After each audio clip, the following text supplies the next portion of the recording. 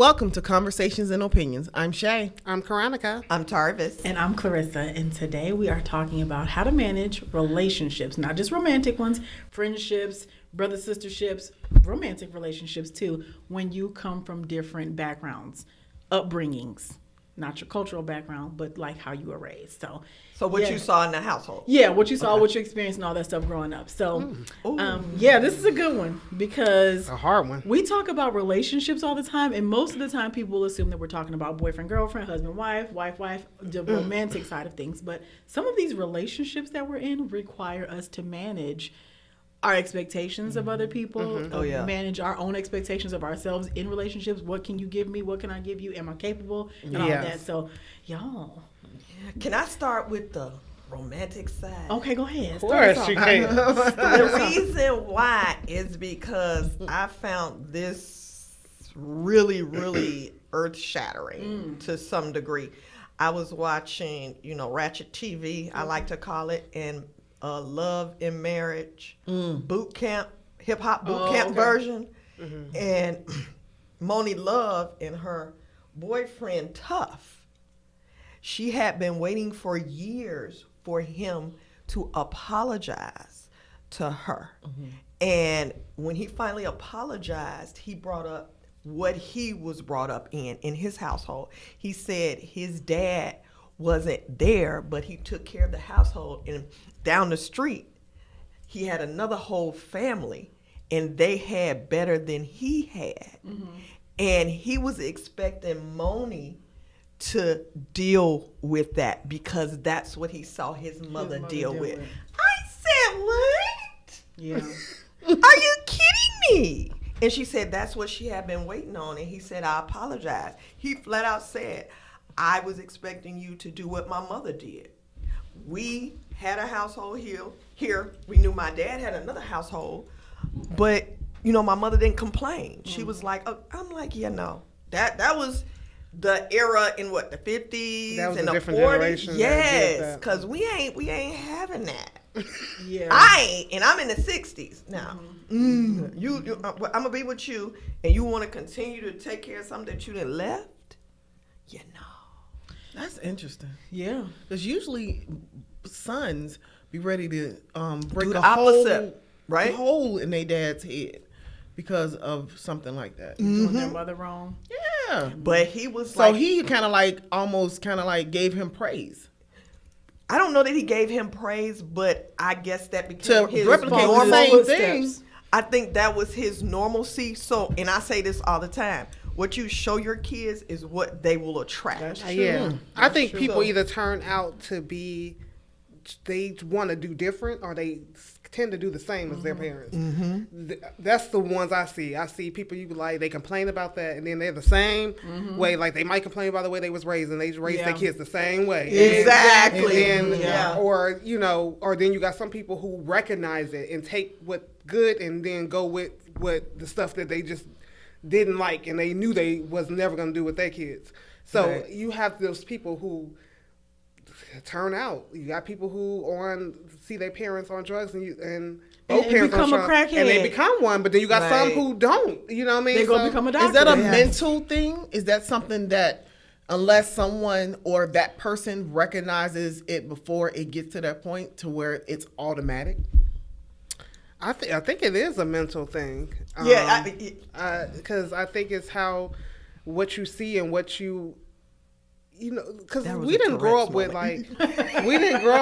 therapists and stuff like that. Right. So you kind of try to figure out this stuff yourself when you're growing up in it, and then. But some people don't analyze themselves. No.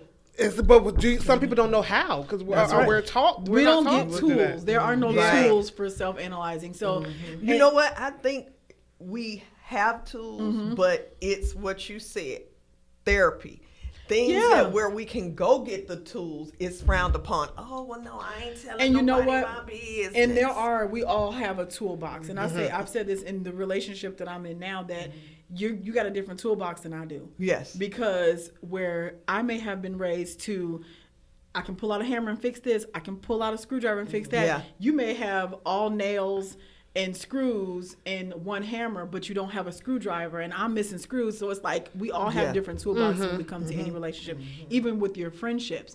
Absolutely. One of my good friends, she talks about how some of her friends call and just dump on her, and then other friends say, well, how are you doing? So there's differences in how people manage even their conversations and their girlfriends based on how they were brought up too. If you're the baby in the family, maybe you don't have much consideration for other people when you call. And, oh, this is what happened to me. My day was terrible. Oh, my boyfriend did this and that. Okay, girl, thanks for letting me vent. The baby, though. No, I'm just saying. So these different things. To turn off airplane mode. Well, and on that note, I Okay, think my that, phone is doing whatever it wants. My apologies. and that's okay. Okay. But yeah, Google. like you just think about it, because I'm the oldest. I know that there are some sayings that the oldest children say. Oh, I'm the oldest, y'all. I had it the worst. They tried everything on me, or the baby, or no, the middle child. Man, I was overlooked. I mean, and then the baby. Well, I mean, I just followed y'all lead, or everything was done for me. So Right. you have these different nuances based on where you fall in line in your family, or if you're an only child, they have a whole different experience because there were no siblings, there were no this, that, or be an only child raised by one parent. Man, you got a whole different experience than people who were raised with 5 siblings and a mother and a father. So everybody's different, because I have a son who was the only child for a long time. Did he feel like a selfish person? Probably not, because you never had to share with anybody. But then you get into school age, and it's like, well, I'm not used to actually dividing these 10 nuggets up and sharing with everybody. I want all 10 of these nuggets. Or people who are raised with multiple siblings, when you see 5 of something and there are 5 of you, you know you only get one. So I think that when you're managing these relationships, you have to look at and give grace to people for where they came from. Ooh, that was good right there. Give grace. Yeah. You do have to. You have to recognize that your way is not necessarily the right way. The way. Yeah. And But- because we kind of tend to think, well, my mama did this, or Yeah. my daddy did this, and this is like, it's like, okay, well, that was wrong. Your parents were right. wrong. Yeah. Sometimes it is other Yeah. ways, and sometimes we have to recognize that. What can I take from your experience, or what do we not need to take from your experience, and what can you take from mine? Learn from each other. Yeah. Yeah. But I do think that hinders. It can hinder you, because if you're raised in a certain, like if a man hasn't been raised with another man, I think that, and you have been raised with men in your life, I think sometimes some things come out. Well, expectations are different Yeah. because you, like we've had in the previous episode, y'all were raised with a father who had a really great strong man job as a police officer. Then y'all had a stepfather in the house who was a man's man. Right. You could lean on him for anything. Y'all can't get with a guy. Y'all can't get with a guy who can't do anything for himself. Right. It is right. absolutely obnoxious and foreign for y'all to be in a situation with a guy who is crying because the tire is flat or is running in the opposite direction when a loud noise happens in the house. It's like, okay, to y'all that's weak. Or I'm not speaking for y'all, but if you're raised that way with these strong men, to see a man crying and weak and running Right. off from responsibilities, it's like, oh, you definitely wouldn't fit in my life. But to him, he may have been raised an only child with a mother who was very sick and ill, and all he knew was being helpful and being a servant, and there was no man stuff to do. I'm taking care of my mom, and I'm an only child, and I'm not used to fixing tires, and I'm used to fixing dinner. or I'm not used having to- responsibility, or not because having some people responsibility. don't some kids don't have responsibility, Facts. and when they get older, it shows in life. Man, Yes. yeah. Yeah. So if you are a child who is given responsibility, they be like, oh, I ain't never had to do all that. My mom didn't make me do anything. She didn't make that. She did all this for me. Like, she washed Yeah. it. She did this. She never showed me how to do that. Yes. It's like, when they get older, that will show up in relationships and you in hurting. life. Because it's not cute for a man or a woman, in my opinion, Yeah, to to not not be have- able to know how to do any of the basic things. And to me, basic things are being able to cook. I didn't say that your meal had to be good, but you got to be able to cook. You got to be able to Clean clean. up. You got to be able to wash your own clothes. You got to be able to do those. Those are basic things in my. Yeah. We bless your ministry, because right now the millennials don't know how to do that. They don't know how to do that. So that saddens me. As they're dating or whatever, they don't know how. You know how you see these funny TikToks, Facebook, they don't know what a regular phone looks like. And I say this all the time. You know, they don't do cursive anymore in school. Right. So we have a secret code because most of them can't even read cursive. They can't tell time on a regular clock unless it actually has the numbers. But my experience is that people in my generations have those same qualities.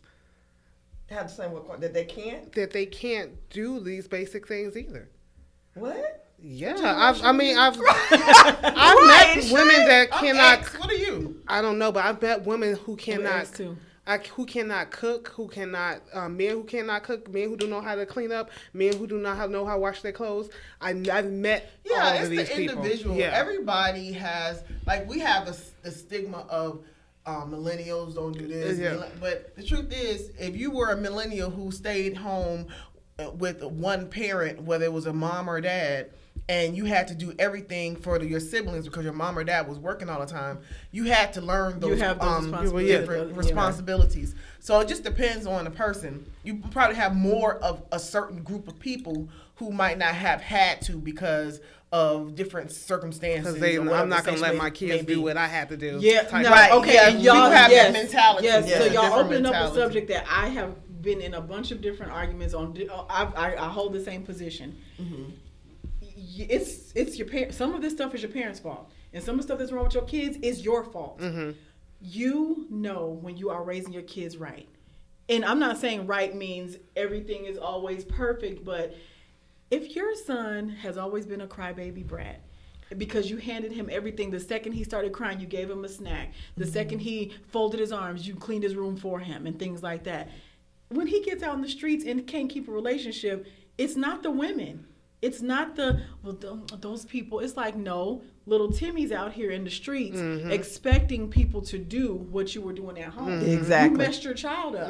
So now he out here is not able to find anything successful as far as relationships because his He doesn't have the expectations he doesn't have capacity. But then you got to think about who his parents were and what type of household It's they were. generational. So it keeps going. But I want to finish to say that I'm not blaming anybody for anything because we all got stuff. Like Right. we've all got stuff we can talk about with a therapist about our upbringing. Yes. We are all thankful for the people that raised us because they got us to this place. Yes. But you can look at stuff and say, yep, that was because I know where that came from. Right. I know where that came from. So with this baggage and stuff, you have to look inward first. I never, when I'm in a situation where things are going wrong, I don't necessarily look at the other person and see what's wrong with them. Right. I kind of say, well, okay, how did we get here?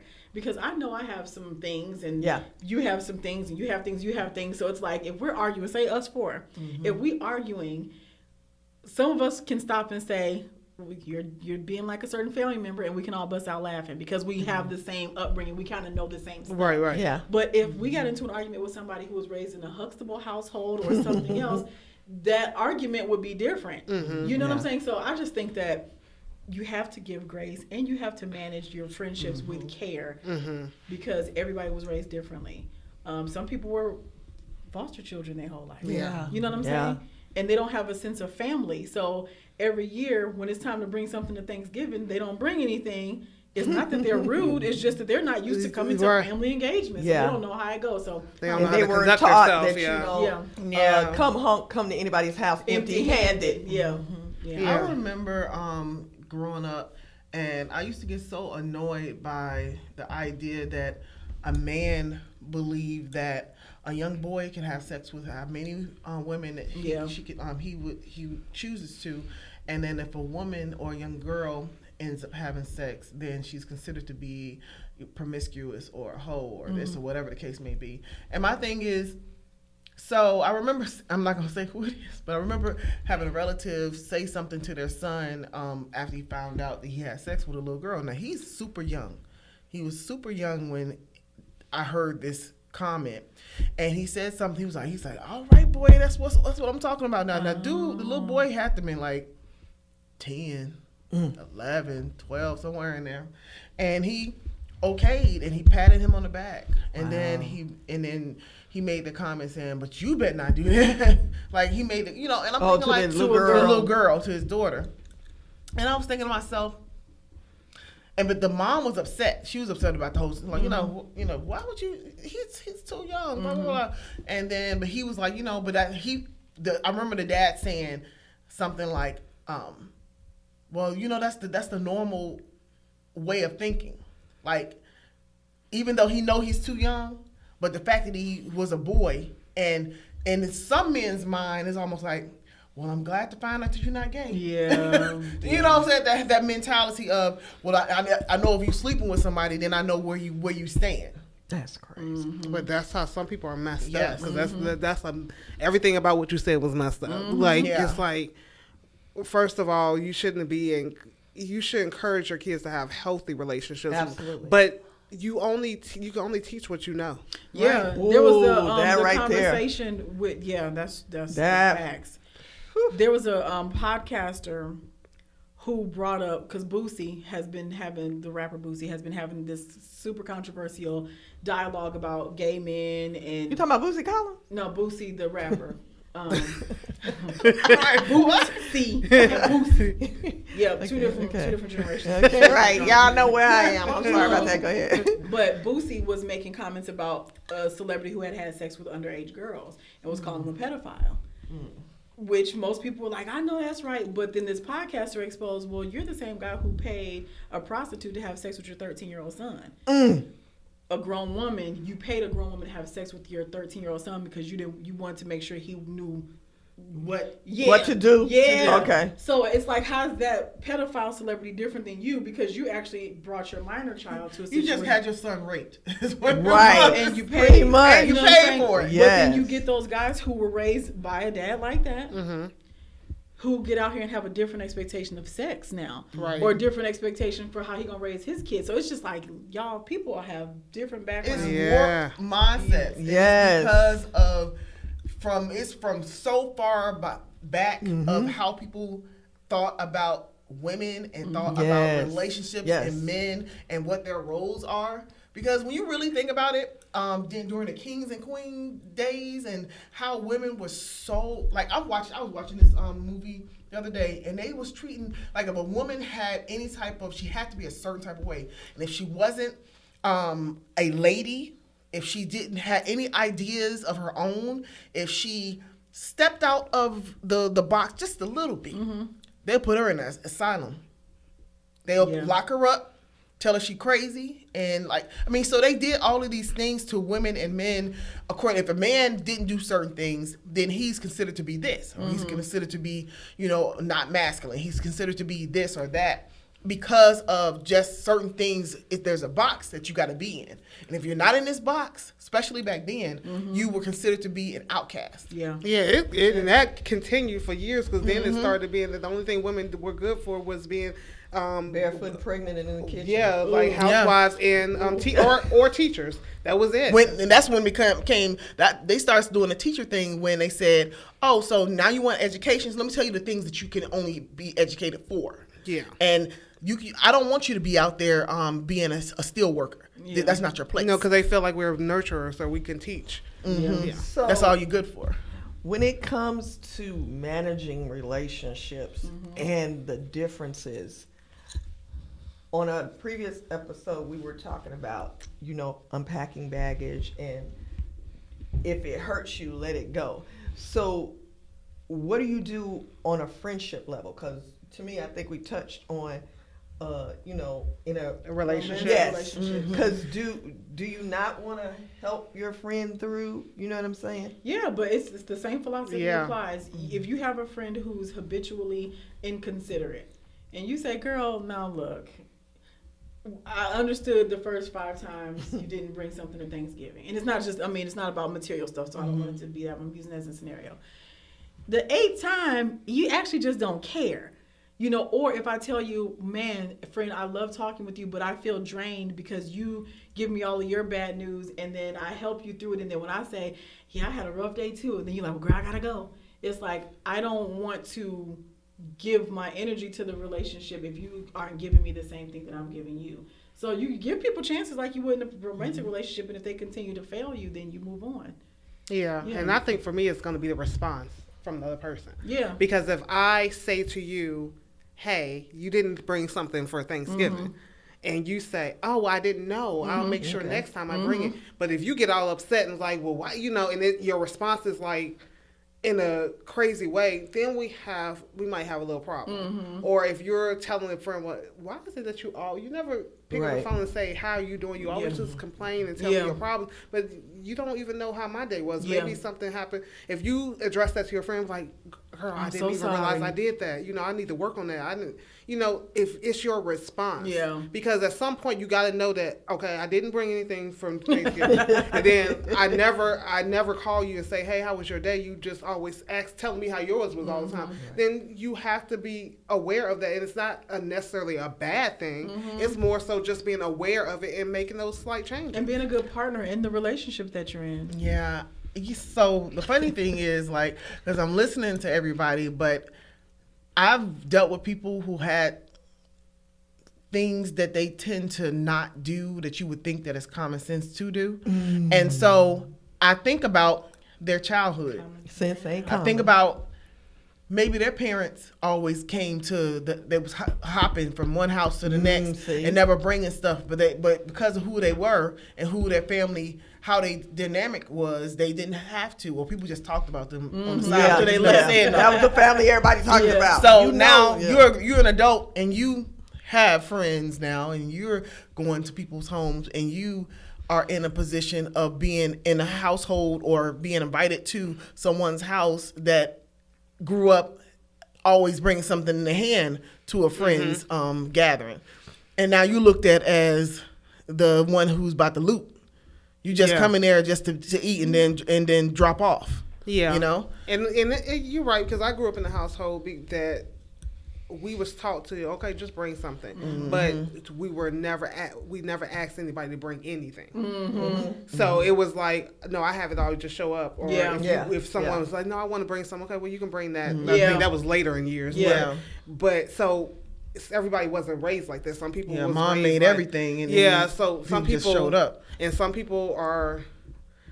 It's people's dynamic and the way they was raised. Like you said, I know somebody was telling me one time that in their family, even the kids that are adults eat first, and the elderly. You said the kids eat first? But they're adults now. Now the kids that were their kids, or they were younger, now they're adults, and they continue that tradition, even though they're just because they're their kids. Like if J-Mo is 25 years old, he gets to eat first. And she was like, I wasn't raised like that. Once little kids eat first, but once you become an adult, you in the line with the rest of us. So it's like that's their tradition, and for them that was like, y'all do that, and we don't do that. Like, so we waiting, and the kids eat before the elderly.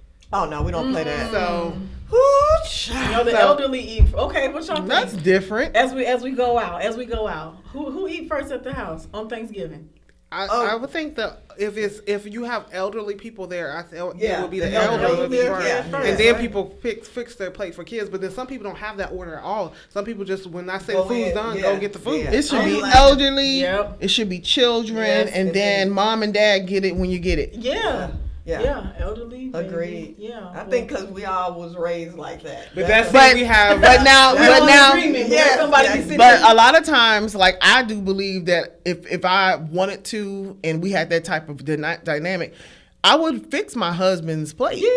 Yeah. But at the same time, I'm not gonna feed him before I feed my kid. Oh, that's a good one. Okay, y'all know we can run out of time. But that is literally the second largest argument in the whole entire world when it comes to who eats first, the husband or the children. So your children eat before your husband. Mom I remember one day we were sitting in the dark, and my mom I thought we was playing the game, child. I ain't no better. And we were eating something. I said, Mom, you want something? She said, no. Come to find out, we didn't have nothing. And she gave us the last at that particular time.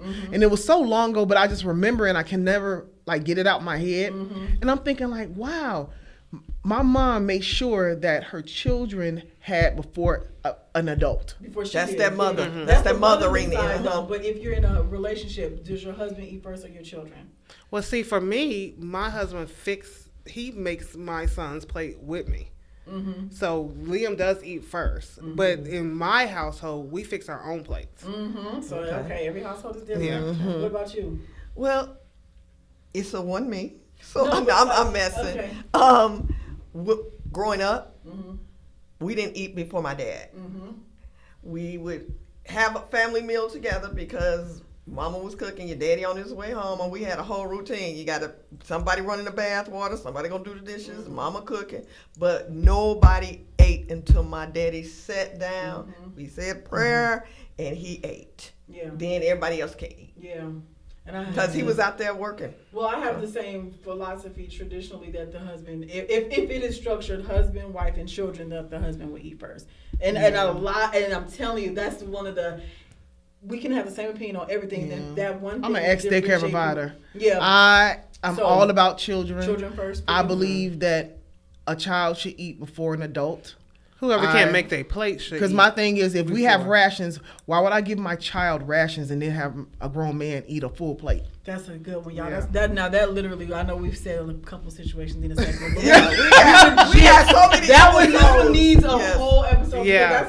They go so deep. Yeah. Everybody's situation is so deep and different. So that's a good one, y'all. Thank you for joining us for this episode. This has been great. I like the serious look on all of our faces. Girl, you start talking about kids. Wait a minute now. I ain't got none, but I'm just saying. Okay. No, so this was good, and I think we really should, like, on our next, we should do another one about that dynamic and how we all get to these different philosophies, because I like the difference. Everybody see it different. You were raised, so you saw the daddy first. I wasn't raised with a house with a dad, but I believe that the husband, and then Shae. I ain't got no kids, but I will. The baby come first. I'm so looking at you sideways if that baby ain't eating first. So like, comment, subscribe. Please drop some comments, because I know this was touched on a couple different things, and we will see y'all in the next episode. Bye.